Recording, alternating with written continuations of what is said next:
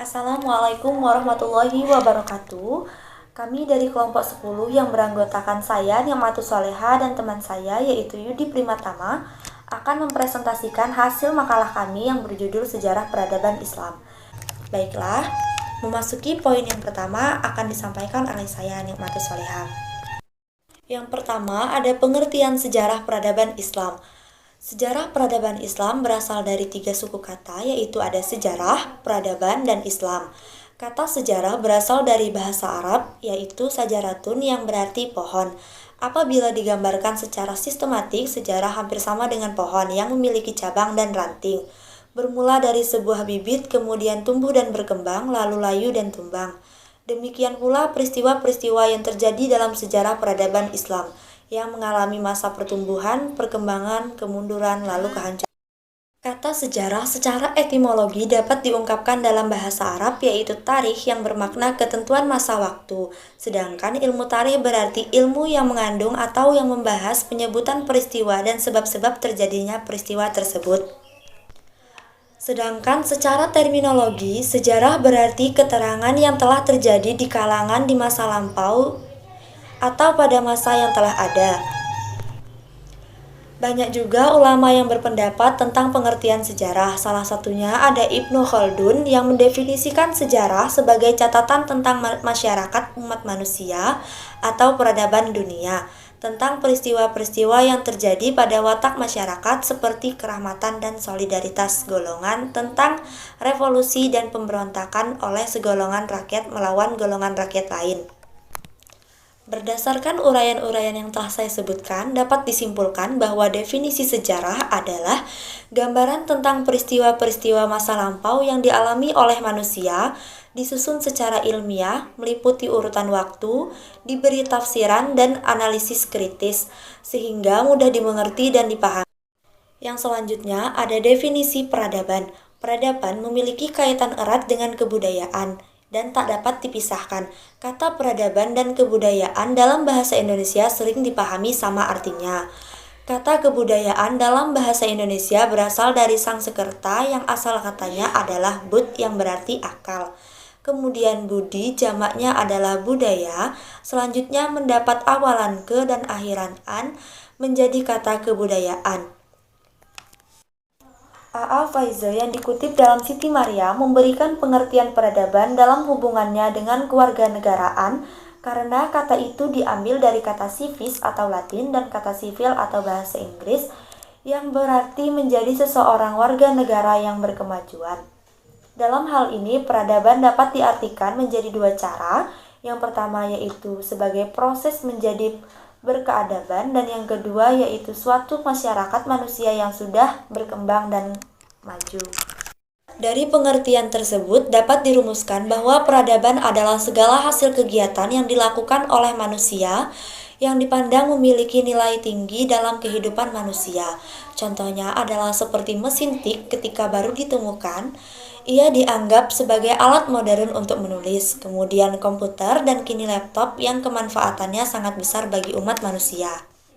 Kemudian yang ketiga ada definisi Islam. Kata Islam merupakan masdar dari kata kerja aslama yaslumu islaman yang mempunyai beberapa pengertian, yaitu yang pertama melepaskan diri dari segala penyakit lahir dan batin, dan yang kedua kedamaian dan keamanan, dan yang terakhir ada ketaatan dan kepatuhan. Sedangkan peradaban Islam lebih diartikan sebagai peradaban kaum muslimin. Peradaban Islam merupakan tabiat tingkah laku yang dibangun atas nilai-nilai Islam dan dibawa oleh kewahyuan Islam sendiri, yang mana kemudian dikembangkan oleh masyarakat. Peradaban Islam adalah kemajuan yang menyangkut sopan santun, budi, bahasa, dan tabiat yang ditoleransikan pada Al-Quran dan hadis. Dari definisi tersebut dapat disimpulkan bahwa peradaban Islam adalah segala tingkah laku tabiat seseorang yang dibangun atas nilai-nilai Islam yang bersumber dan dibawa oleh wahyu Islam itu sendiri, yang kemudian dikembangkan oleh masyarakat untuk kemajuan yang menyangkut sikap sopan santun, budi, bahasa, dan tabiat yang bersumber dari ajaran Islam yakni Al-Quran dan Sunnah. Yang terakhir ada definisi sejarah peradaban Islam. Jadi, sejarah peradaban Islam merupakan kemajuan suatu periode kekuasaan Islam mulai dari periode Nabi Muhammad SAW sampai perkembangan kekuasaan Islam sekarang. Sejarah peradaban Islam merupakan hasil-hasil yang dicapai oleh umat manusia dalam lapangan kesusastraan, ilmu pengetahuan, dan kesenian. Sejarah peradaban Islam sendiri merupakan kemajuan politik kekuasaan Islam yang berperan melindungi pandangan hidup Islam terutama dalam hubungannya dengan ibadah-ibadah, penggunaan bahasa, dan kebiasaan hidup bermasyarakat. Dari definisi itu dapat disimpulkan bahwa sejarah peradaban Islam adalah kemajuan dan tingkat kecerdasan akal yang dihasilkan atau hasil-hasil yang dicapai oleh umat Islam yang berperan melindungi pandangan hidup Islam dalam hubungan dengan ibadah-ibadah dalam suatu periode kekuasaan Islam dimulai dari perkembangan kekuasaan Islam sekarang. Sejarah peradaban Islam juga dapat diartikan sebagai keterangan mengenai pertumbuhan dan perkembangan peradaban Islam dari suatu waktu ke waktu yang lain, mulai dari zaman lahirnya sampai pada zaman sekarang. Memasuki poin yang kedua, yaitu metode sejarah peradaban Islam. Metode sejarah adalah proses menguji dan menganalisis secara kritis rekaman dan peninggalan masa lampau. Metode sejarah peradaban Islam dibagi menjadi dua. Yang pertama yaitu metode penggalian sejarah dan yang kedua ada metode penulisan sejarah.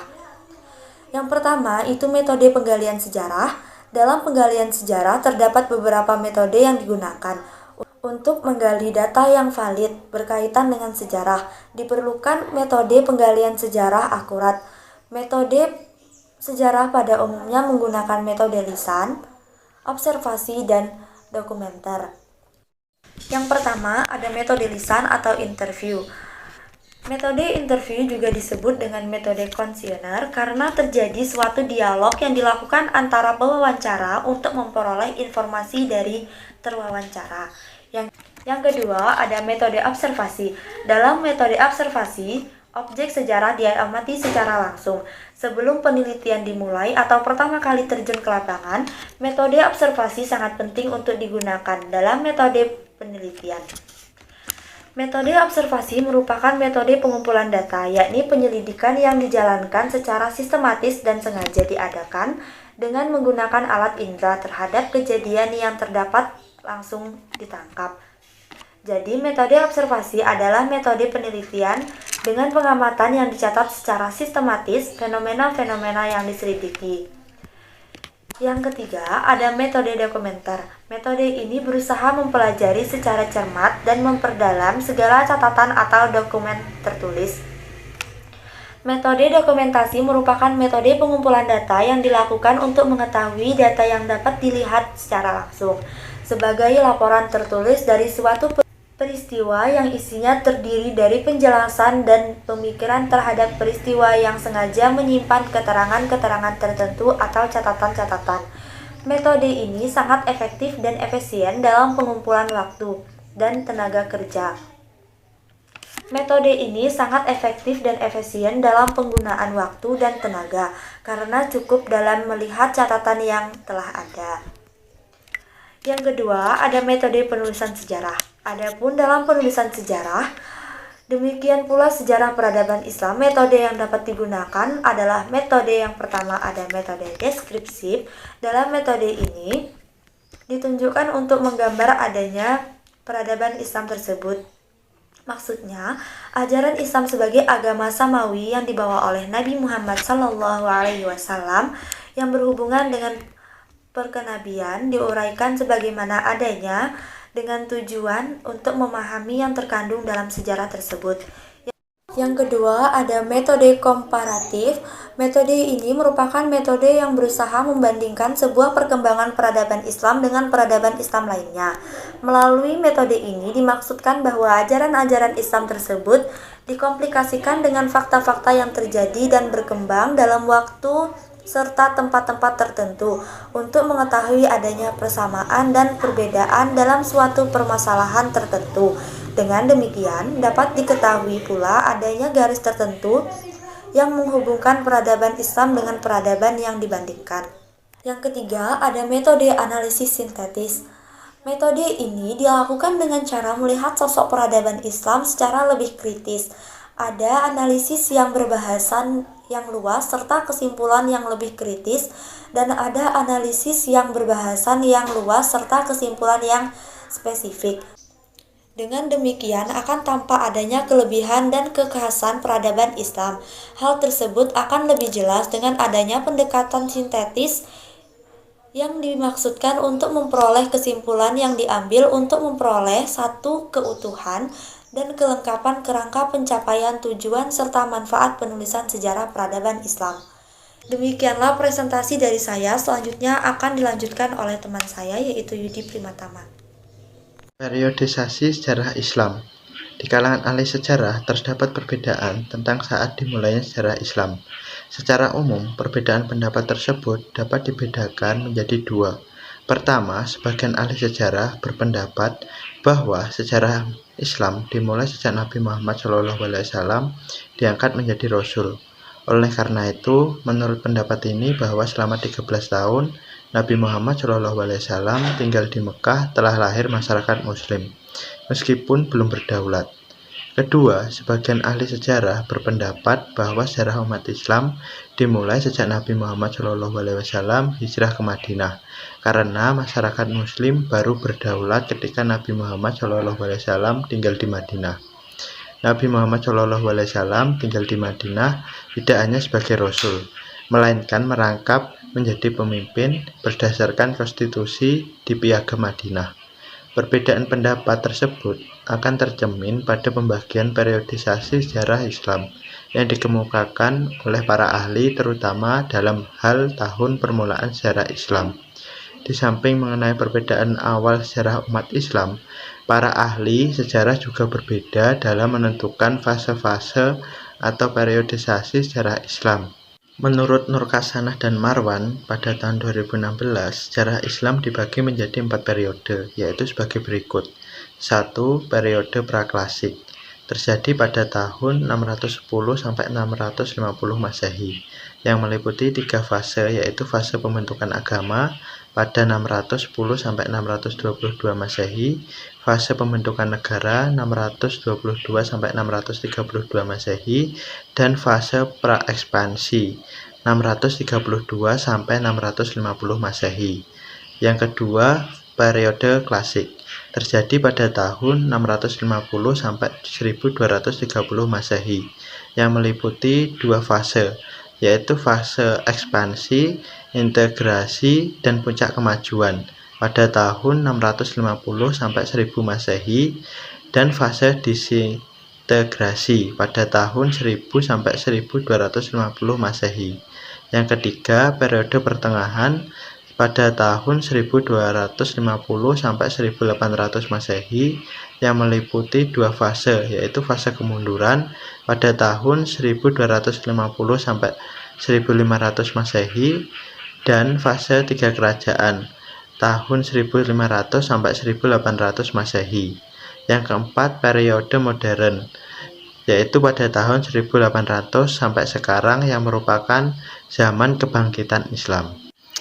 Dari 4 periode di atas memiliki uraian masing-masing fase, yaitu 1. Periode praklasik 610 Masehi sampai 650 Masehi, memiliki 3 fase. Yang pertama, fase pembentukan agama pada tahun 610 sampai 622 Masehi. Pada fase ini, Nabi Muhammad SAW melakukan kegiatan pembentukan akidah dan pemantapannya, serta pengalaman ibadah di kalangan umat Islam. Setelah Nabi Muhammad SAW menerima wahyu pertama dan wahyu-wahyu berikutnya, kemudian Nabi Muhammad SAW memperkenalkan Islam kepada masyarakat di Mekah berdasarkan wahyu tersebut. Dalam penyebarannya, Nabi Muhammad SAW menggunakan cara dakwah, baik secara rahasia, semi-rahasia, dan secara luas atau terang. Yang kedua, fase pembentukan negara pada tahun 622 sampai 632 Masehi.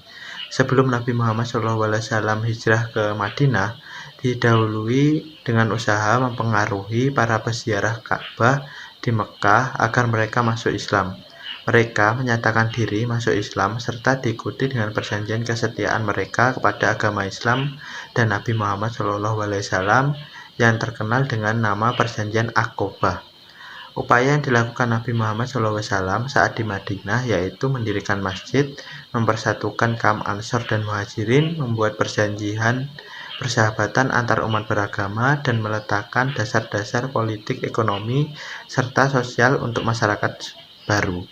Setelah periode praklasik, Islam memasuki periode klasik pada tahun 650 sampai 1230 Masehi. Periode klasik ini merupakan zaman kemajuan umat Islam. Harun Nasution membagi periode klasik ini ke dalam dua fase, yaitu satu fase ekspansi, integrasi, dan puncak kemajuan pada tahun 650 sampai 1000 Masehi. Masa klasik merupakan masa kemunculan Islam dan peradaban Islam mencapai puncak kejayaan. Pada masa ini lahir para ulama mazhab seperti Imam Hambali, Imam Hanafi, Imam Syafi'i, dan Imam Maliki. Sejalan dengan itu lahir pula para filosofi muslim seperti Al-Kindi, Al-Razi, dan Al-Farabi, serta Ibnu Miskawai yang terkenal dengan pemikirannya tentang akhlak. Ibnu Sina di bidang kedokteran, Ibnu Bajjah, dan Ibnu Rasyid. Periode ini kebudayaan dan peradaban Islam yang tertinggi dan mempunyai pengaruh kemajuan di barat sekarang. Yang kedua, fase disintegrasi pada tahun 1000 sampai 1250 Masehi. Di masa ini, keutuhan umat Islam dalam bidang politik mulai pecah. Kekuasaan khalifah menurun dan akhirnya Baghdad dapat dirampas dan dihancurkan oleh Hulagu Khan di tahun 1258 Masehi. Khalifah sebagai lambang kesatuan politik umat Islam menjadi hilang. Setelah melewati periode praklasik dan periode klasik, Islam memasuki periode pertengahan pada tahun 1250 sampai 1800 Masehi. Periode pertengahan juga dibagi ke dalam dua fase, yaitu fase kemunduran pada tahun 1250 sampai 1500 Masehi. Di masa ini, desentralisasi dan disintegrasi bertambah meningkat. Perbedaan antara Sunni dan Syiah dan juga antara Arab dan Persia bertambah nyata kelihatan. Dunia Islam terbagi menjadi dua, yaitu bagian Arab dan bagian Persia. Pada fase ini, di kalangan umat Islam semakin meluas pendapat bahwa pintu ijtihad tertutup. Demikian juga tarekat dengan pengaruh negatifnya, perhatian pada ilmu pengetahuan kurang sekali. Yang kedua, fase tiga kerajaan pada tahun 1500 sampai 1700 Masehi, yaitu tiga kerajaan tersebut yaitu Kerajaan Utsmani, Ottoman Empire di Turki, Kerajaan Safawi di Persia, dan Kerajaan Mughal di India. Setelah kejatuhan Baghdad, politik Islam sempat mengalami kemajuan di tiga kerajaan besar tersebut.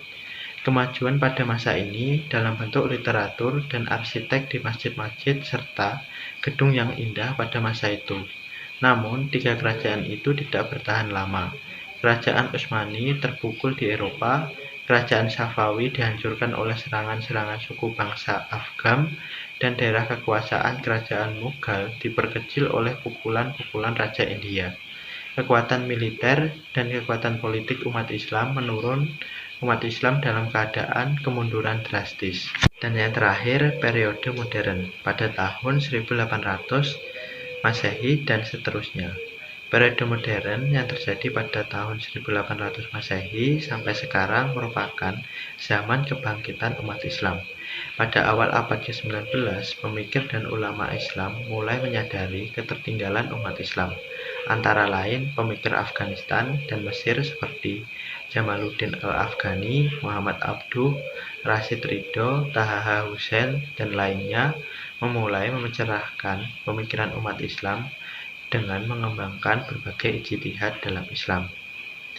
Dari uraian di atas dapat dilihat perjalanan sejarah peradaban Islam mulai dibentuk pada masa Nabi, mengalami pertumbuhan di masa Daulah Umayyah Suraya dan masa puncak di dinasti Abbasiyah Baghdad dan dinasti Umayyah Spanyol, serta memasuki kemunduran pada periode pertengahan Hal itu menimbulkan kesadaran bagi umat Islam untuk kembali bangkit di periode modern.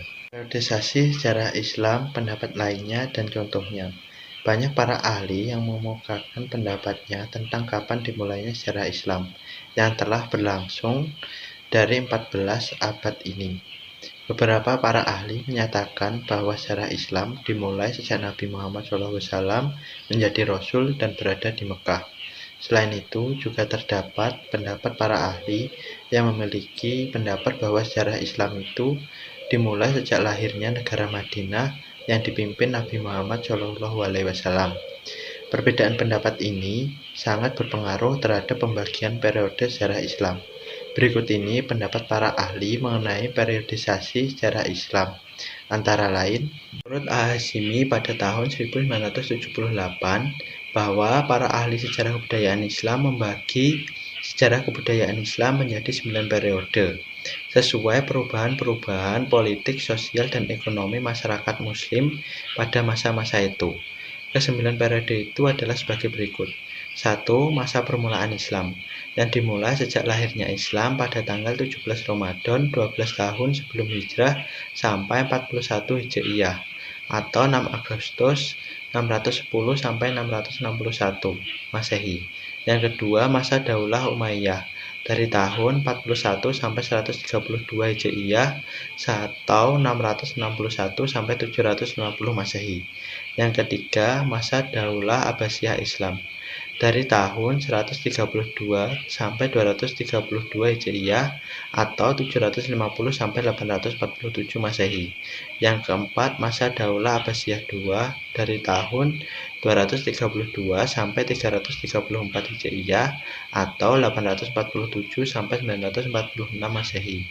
Yang kelima, masa Daulah Abbasiyah III dari tahun 334 sampai 467 Hijriah atau 946 sampai 1075 Masehi. Yang keenam, masa Daulah Abbasiyah IV dari tahun 467 sampai 656 Hijriah atau 1075 sampai 1261 Masehi. Yang ketujuh, masa Daulah Mongolia dari tahun 656 sampai 925 Hijriah atau 1261 sampai 1520 Masehi. Yang ke-8, masa Daulah Utsmaniyah dari tahun 925 sampai 1213 Hijriah atau 1520 sampai 1801 Masehi. Yang terakhir, masa Kebangkitan Baru dari tahun 1213 Hijriah atau 1801 Masehi sampai awal abad 20. Dari pendapat tersebut dapat dipahami bahwa periode sejarah kebudayaan Islam dimulai sejak Nabi Muhammad SAW diangkat menjadi Rasul pada tahun 12 atau 13 tahun sebelum Hijrah. Hal ini berarti mendukung pendapat pihak pertama sebagaimana uraian terdahulu. Menurut Harun Nasution pada tahun 1975, membagi periodisasi sejarah peradaban Islam menjadi 3 periodisasi sejarah Islam, yaitu yang pertama periode klasik pada tahun 650 sampai 1250 Masehi. Periode klasik merupakan kemajuan Islam dan dibagi ke dalam 2 fase, yaitu fase ekspansi, integrasi, dan puncak kemajuan pada tahun 650 sampai 1000 Masehi. Kedua, fase disintegrasi pada tahun 1000 sampai 1250 Masehi. Yang kedua, periode pertengahan pada tahun 1250 sampai 1800 Masehi. Periode pertengahan juga dibagi ke dalam 2 fase, yaitu fase kemunduran 1250 sampai 1500 Masehi dan fase ketiga kerajaan besar pada tahun 1500 sampai 1800 Masehi yang dimulai dengan zaman kemajuan 1500 sampai 1700 Masehi dan zaman kemunduran 1700 sampai 1800 Masehi. Yang ketiga, periode modern 1800 Masehi sampai sekarang. Periode modern merupakan zaman kebangkitan umat Islam. Yang ketiga, menurut Naurozaman Siddiq pada tahun 1986, menyatakan bahwa pada waktu sekarang ini, ahli sejarah cenderung mengambil masyarakat sebagai unit sejarah. Jika unit sejarah ini tertumpu pada negara, maka hal itu mengandung kelemahan. Artinya, batas negara tidak selalu tetap. Dia telah membagi periodisasi sejarah Islam ke dalam 3 bagian besar, beserta ciri-cirinya sebagai berikut. 1. Periode klasik, yang dimulai sejak Rasulullah SAW menyampaikan seruannya sampai masa runtuhnya dinasti Abbasiyah pada tahun 656 Hijriah atau 1258 Masehi.